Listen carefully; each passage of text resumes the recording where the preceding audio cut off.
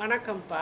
பச்சை பயிரை பச்சை பயிர்னா பாசி பயிறுன்னு சொல்லுவாங்கள்ல அதை நாளே ஊற வச்சு நைட்டில் பகலில் ஊற வச்சிடணும். ஒரு சாயந்தரம் ஒரு 5-6 மணிக்கு எடுத்து நல்லா தண்ணியை வடிச்சிட்டு அதை ஒரு பாத்திரத்தில் போட்டு வச்சாலும் போதும். இல்லாட்டி இந்த வடிகட்டுறோம்ல, பெரிய வடிகட்டியாக இருந்தாலும் சரி, சலடையாக இருந்தாலும் சரி, அதில் போட்டு கப்புன்னு மூடி வச்சிட்டோம்னா காலையில் பார்த்தோம்னா நல்லா புல முளை விட்டுருக்கும்.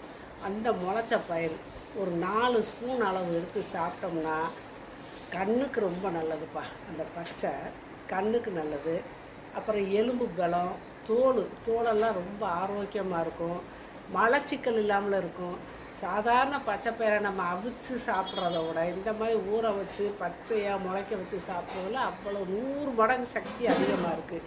இது கொலஸ்ட்ரால் கிடையாது, ஒன்றும் கிடையாது. எல்லாம் தாராளமாக 4 ஸ்பூன் அளவு எடுத்தால் போதும். அது கூட நீங்கள் பேரிச்சம்பழம், கிஸ்மிஸ் பழம், தேங்காய் சில்லு எதுவும் போட்டுக்கலாம். போட்டு தேவைன்னா சாப்பிட்லாம். இல்லாட்டி வெறும் பயிரை கூட நீங்கள் சாப்பிட்லாம். சாப்பிட்டீங்கன்னா அவ்வளோ ஆரோக்கியம் இருக்குது உடம்புக்கு.